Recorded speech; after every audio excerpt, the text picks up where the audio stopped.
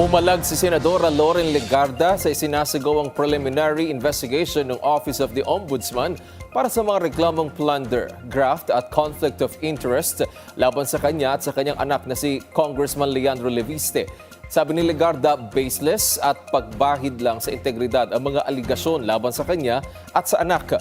Dagdag pa niya, handa silang ilabas ang katotohanan at kumpiyansa silang malinis ang kanilang pangalan. Bukod sa mag-ina, under preliminary probe na rin si dating Energy Secretary Alfonso Cusi. Tungkol ito sa 10 billion peso solar service contract na nakobra ni Leviste na tinukoy ni Ombudsman Remulla na ghost electricity. Nauna nang sinabi ni Ombudsman Boying Remulla na labag sa batas ang ginawa ni Leviste dahil na rin sa eksklusibong paghawak nila sa solar pero hindi naman umano sila tumupad sa dapat gawin na naging malaking dagok sa pamahalaan. Giit pa ni Remulla na hindi naman makakakubra ng government contracts at agreements si Leviste simula pa noong 2014 kung hindi sa tulong ng kanyang ina na siyang chairperson ng Senate Committee on Finance noong panahon na iyon.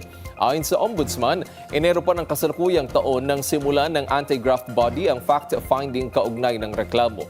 Matatandaang noong Enero rin nang i-terminate ng Department of Energy ang 33 specific contracts sa ilalim ng kumpanya ni Leviste dahil sa mga hindi natupad na commitments at kabiguang mag-deliver ng renewable energy capacities.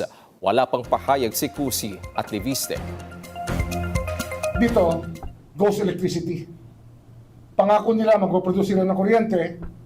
Pangako nila sa Philippine Energy Plan, nakalimbag itong dapat production na gagawin ng solar. Pero hindi nila ginawa.